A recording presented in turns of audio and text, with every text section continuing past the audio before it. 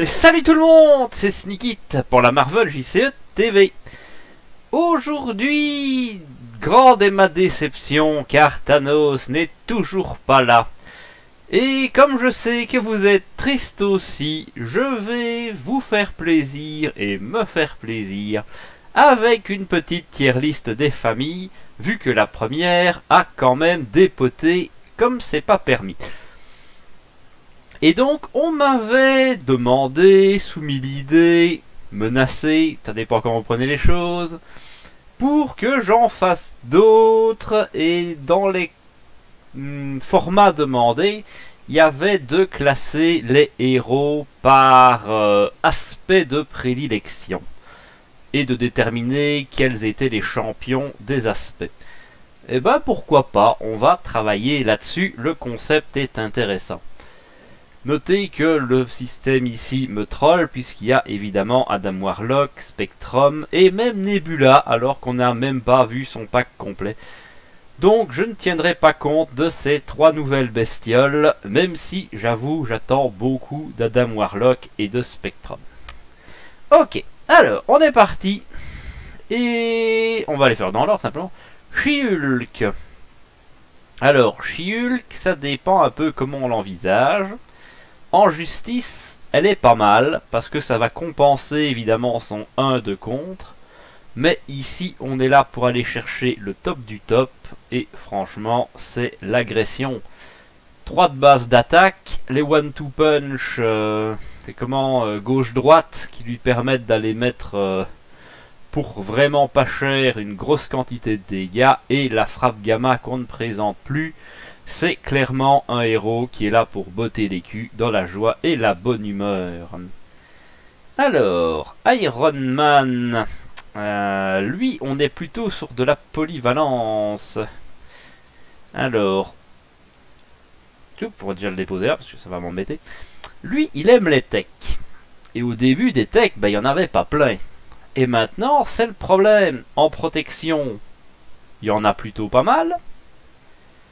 En commandement, on peut en placer, puisque c'est pas nous qui devons les porter, donc sur les alliés, le costume renforcé notamment, ça marche bien.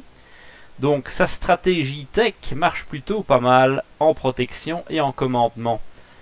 Et l'agression lui va plutôt pas mal non plus, figurez-vous, puisque il y a énormément de ressources énergie pour jouer sur les rayons répulseurs, c'est franchement sympa.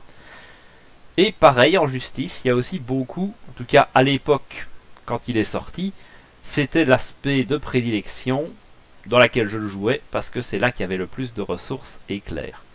Donc on va le mettre en polyvalent, ça me paraît plutôt pas mal.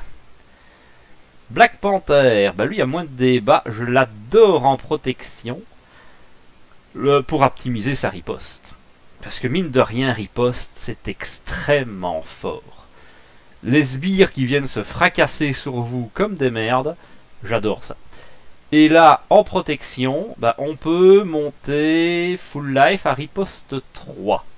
Ça c'est pas vraiment riposte, c'est riposte 2 plus un dégât en défendant, mais c'est quand même franchement sympa. Et plus il y aura des cartes dans cette idée-là, plus il se renforcera. Donc je trouve que ça lui correspond fort bien. Hawkeyes. Alors, Hawkeyes, vous n'êtes pas sans connaître mon désamour du personnage. Et je pense que ce qui lui convient encore le mieux, c'est la justice. L'agression, ben ça marche pas. Parce que vous allez l'engager pour utiliser vos flèches la plupart du temps.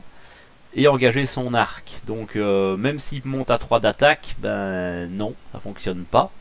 La protection, ça peut servir pour le protéger un peu, mais ça reste une vieille croquette avec un de défense. Le commandement, pourquoi pas. Mais la justice, vraiment, pour compenser son 1 rapide contre. Et à part sa flèche câble, il n'a rien dans son kit pour l'aider. Donc voilà, justice sur Hawkeyes par défaut. Rocket Raccoon. Alors, très bon en justice. Moi, c'est clairement l'agression. Pour jouer sur sa capacité d'overkill, de débordement, puisque les seuls événements de type débordement pour l'instant sont en agression, hein, dans la mêlée et l'autre avec sa tronche dessus, que je ne sais plus le nom. Et c'est extrêmement drôle à jouer. Captain Marvel, pareil, je l'aime assez bien. Il y a des options. Je vais la mettre en justice. Pareil, justice, beaucoup de ressources éclairs intéressantes. Donc on peut faire une sorte de justice agressive avec elle. De toute façon, son kit est vraiment très bien. Ça le fait piocher. Ça me paraît quand même pas mal. Spider-Man, très très bon protecteur. 3 de défense. Du contre dans son deck. C'est quand même assez rare pour être signalé. Le sixième sens. Sens de l'araignée amélioré. Je sais pas, il est tard. Donc oui, il est pas mal. Il a vraiment des pièces pour tenir. Évidemment le salto arrière qui permet de défendre chez les copains tout en étant safe de votre côté. Donc pas mal pour la def. Dommage que le reste de son kit soit un peu crappy. Captain America, bon, ça réduit le coût des alliés. Qui dit allié dit commandement. Il est bon en tout en vrai, mais c'est vrai qu'il serait peut-être mieux en polyvalent. Non, je vais quand même le laisser en commandement. J'aime beaucoup l'option avec les héroïsmes et les crans de le transformer en brut. Donc je trouve que ça lui va pas mal. Maintenant voilà, avec son bouclier, ben, en protection il fait quand même plutôt bien le café aussi. En agression il peut latter sans trop de problèmes. Et en justice, c'est peut-être la moins drôle, la justice avec Captain America. Mais c'est plutôt sympathique. Miss Marvel, je l'adore en justice. Beaucoup d'événements fort sympathiques. Le fait qu'elle puisse les améliorer sur le multitâche notamment, ça marche super bien parce qu'on se retrouve avec contrée à 4 sur 2 manigances. C'est assez fort comme héros. Alors évidemment, j'avoue que le deck de Steve Kimmel de Beat the Game en protection est juste énorme. Mais voilà, c'est plus un deck peut-être solo, on va dire. Moi je suis plus un joueur multi, d'où mon amour de la justice avec elle. Thor, on ne le présente plus non plus, j'en ai fait assez la démonstration. C'est une brute et c'est un champion de l'agression. On peut difficilement trouver des héros qui à son niveau vont taper aussi fort. Bien sûr grâce à la frappe foudroyante qui fait tout son jeu. Mais voilà, le résultat est là. Black Widow, pareil, justice. Pourquoi? Tout simplement parce que les meilleures préparations sont en justice. Contre-espionnage, technique d'espion, tout ça, c'est vraiment très puissant. D'ailleurs, ça m'a permis de passer Ronan en HM. Qu'est-ce que c'est ça? Ah, bah attends. Non, je m'en fous. Voilà. Et rien que pour ça, ça vaut le coup. Alors, le Docteur Strange. Strange est tellement puissant qu'il peut faire le jeu tout seul. Donc, peu importe son aspect. Qu'est-ce que c'est? Qu'est-ce qui se passe? Peu importe son aspect, ça ne va pas changer grand-chose. D'ailleurs, en full gris, ça marche très bien, Strange. En commandement, alliez Pom-Pom Girl et vous faites tourner votre deck dans un seul tour. En agression, vous pouvez transformer Cosmo en machine de guerre indestructible. Mais je vais rester sur l'idée de la protection pour rester en permanence sur ma forme de héros. Puisque j'ai Sorcier Suprême qui me donne de toute façon ma main de 6. Et je veux être sûr d'avoir mes contre-sorts à disposition en permanence. Hulk. Bon, au moins on va admettre qu'il tape plutôt fort. Donc on va le mettre en agression. Mais j'avoue qu'en protection, je l'aime plutôt bien aussi. Il y a moyen de faire des trucs. Attention, il est moins bon que les autres, ça ne veut pas dire qu'il est injouable. Loin de là. Juste que tous les autres feront mieux que lui. Mais voilà, faut quand même lui rendre ça, il sait faire des trucs. Bon, ici, bah, par défaut, polyvalente, puisque vous ne pouvez pas choisir un seul aspect. Moi ça me va, hein, ça me va très bien, j'adore les persos avec ce type de build là. D'ailleurs on pourrait même s'amuser à mettre Adam Warlock ici, puisque lui ne choisira jamais d'aspect non plus. Quoi qu'on pourrait toujours choisir le full gris dans les deux cas. Ce qui ne changerait rien au Schmilblick. Mais voilà, les combos sont multiples, faites-vous plaisir. C'est un personnage que j'aime personnellement beaucoup. Ant-Man. Alors Ant-Man est très bon, il s'est tapé comme une brute, il contre plutôt pas mal. Et quand on a un héros qui sait relativement tout faire, bah par défaut, moi j'aime bien le mettre en commandement. Parce que ça va encore renforcer le je touche à tout. Puis ça... Après c'est comme ça qu'il est venu, dans son kit il y avait vraiment des très bonnes cartes. Et c'est pas dérangeant d'avoir des gens pour se protéger de temps en temps. Donc le commandement lui correspond plutôt bien. En deuxième choix, peut-être bien la justice. Parce que c'est peut-être ce qui pêche un peu le plus dans son paquet. Il n'a qu'une carte de contre, c'est l'esprit de la ruche. Et si vous n'avez pas encore sorti vos fourmis, c'est quand même compliqué. La guêpe. Celui-là est sorti en agression. Mais je l'ai pas... L'agression, c'est pas trop mon trip avec la guêpe. Alors qu'elle est plutôt bien en justice. Et plutôt pas mal. Peut-être sur la justice. Je trouve qu'elle compte vachement bien en forme de géant. Le fait qu'elle puisse répartir son contre et ses dégâts la rend quand même très intéressante. La forme petite, c'est vraiment comment dire, l'opposé d'Ant-Man. Ant-Man, la forme grande, j'y vais de temps en temps quand je dois botter des culs, mais sinon je préfère rester en petit. La guêpe c'est l'inverse, je préfère rester en grand toute la partie et ne passer en petit que quand je dois vraiment faire ma frappe chirurgicale. Alors, Quicksilver, ça sans hésitation, commandement. Deux raisons. Déjà, le cran. Le premier tour, vous pouvez passer en 2-2, 3-3, 4-4, m'est déjà arrivé, et faire un gros coup d'éclat. C'est toujours très drôle. Mais surtout, c'est un héros qui est quand même vachement fragile. Donc l'option d'avoir des petits alliés pour prendre des coups à votre place, ne serait-ce qu'un bon vieux Ant-Man allié qui vient pour 1, qui prend sa baffe et qui est parti, ben ça fait quand même vachement plaisir.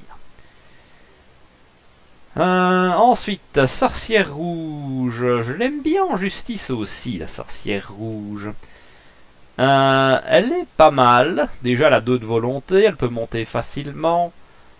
Et c'est un aspect avec lequel il est très facile de sortir les cartes de son deck. Parce que comme Strange, c'est un personnage qui a un kit extrêmement fort. Donc plus vous faites du deck thinning, donc la réduction de taille de deck, plus ce personnage va devenir monstrueux. Et la justice lui correspond plutôt pas mal là-dedans. Justice avec un petit nombre non négligeable de cartes grises, et ça fait le café. Je pense que c'est avec la protection, c'est les deux aspects qui mettent le plus facilement des cartes sur la table. Et je la vois mal comme en protection. Groot, très très bon protecteur aussi, 3 de défense, et puis le fait que sa compétence lui permet de ne pas subir de dégâts. Et beaucoup d'aspects de la protection lui permettent vraiment de bénéficier de ça. Je parle de ne jamais se retourner, par exemple, bah, c'est presque du free loot. Star-Lord. J'hésite entre agression et commandement. Et comme le commandement est un peu trick, je vais quand même le mettre en commandement. Déjà parce que champion des gardiens lui permet de booster tous ses potes. Il aime bien avoir des gens, parce que voilà, il va les renforcer, faire des combos de malade avec. J'avais fait un deck speedrun qui jouait commandement et qui marchait vraiment bien avec lui, même si l'idée n'est pas de moi, il faut rendre à César ce qui est à César. Donc c'est un héros très sympa. Maintenant, sa propension à être agressif est vraiment bien aussi. Les deux autres, moins. Mais l'agression lui convient pas plutôt bien aussi. Hein. Mettre Tigre à tour 1 gratuit, ça fait toujours plaisir. Gamora, encore un héros que j'aime beaucoup en justice, même si de fait l'agression lui conviendrait bien. Protection, commandement, non. Ça c'est clairement pas des aspects pour elle. Parce que pas assez d'événements à mon goût. Mais voilà, l'idée de la justice, c'est que on a tous les événements pour désorienter facile. Et ça nous permet d'aller quand même chercher tous les événements qui vont sonner vu en agression et en protection.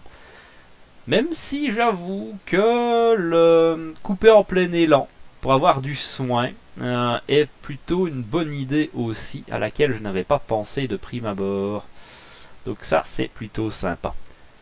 Drax, il est très très bon en protection. Mais ce sera un protecteur égoïste. Ce qu'il veut protéger, c'est lui. Et une fois qu'il sera bien protégé et bien dodu, là, vous pourrez vous faire plaisir avec Drax. Même si, faut pas le surcoter quand même, parce que, voilà, c'est un héros qui est quand même compliqué, on dira ce qu'on voudra. C'est pas des meilleurs, mais il est très très plaisant. Et enfin, Venom. Venom, moi je l'aime beaucoup en justice. Mais si il faut être 100% objectif, je pense que son truc c'est l'agression. On dirait, ouais c'est obvious, il a qu'un de contre pour 2 d'attaque, forcément un de contre il est mauvais. C'est vrai. Mais avec son arsenal, le fait qu'on puisse lui mettre des petites grenades pour faire les frappes, les coups avec élan et tout ça, il y a vraiment des trucs à faire en agression. C'est le seul à rentabiliser pour moi le God Slayer qui était sorti dans Gamora. Donc ouais, l'agression lui convient quand même vachement bien. Et les autres, bah voilà. Si vraiment Spectrum, parce que je la connais un peu, on peut peut-être la placer. Ça, pour moi, c'est du commandement aussi. Genre, hop, ça équilibre, je suis content. Et c'est aussi un héros qui est, ma foi, ultra polyvalent. Elle sait tout faire, elle le fait bien.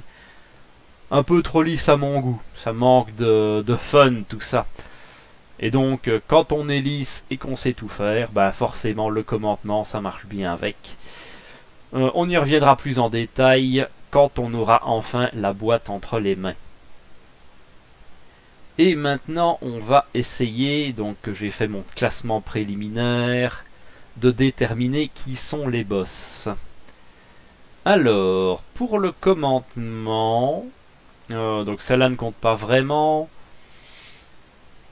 mais je vais rester sur Captain America. Puisque les boosts du commandement vont bien avec son untap. Il permet de jouer les alliés très facilement. Donc voilà, si je devais faire un deuxième, ce serait Star-Lord. Pour justement sa rapidité à savoir sortir son armée et en profiter. Alors que Ant-Man c'est plutôt par défaut et Quicksilver c'est plutôt pour se défendre. En agression, bah, Venom est extrêmement fort. Clairement. Donc pour moi, des cadors de l'agression. Mais mon côté joueur multi va quand même mettre Thor en premier. Franchement, il est monstrueux. Je l'ai encore sorti il n'y a pas longtemps. C'est très très fun. Pour la protection, alors, Strange. Parce que clairement, Strange fait le café. Mais c'est aussi un protecteur égoïste. Il veut pas protéger les potes, il veut se protéger lui pour faire son café. Et contrôler. Pour moi, en tant que protecteur pur, au sens strict, le boss, c'est Groot. Impossible de tuer un Groot qui a ses 10 marqueurs, sa def et qui est prêt. Ça peut vous défendre une table complète sans aucun souci. Donc pour moi, c'est lui le patron.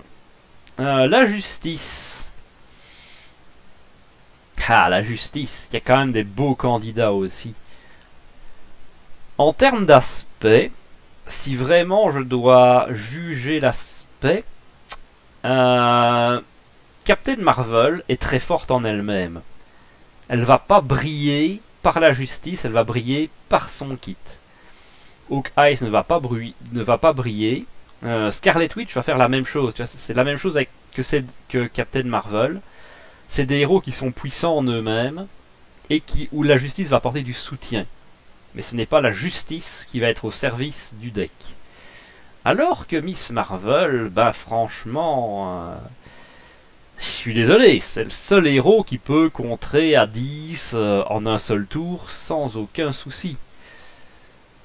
Et sans être forcément beaucoup en place. Hein. Un petit pour la justice, même sans rien, ça peut contrer à... Allez, entre 6 et 8. Si j'avais... Tour 1, j'ai un... Non, pardon.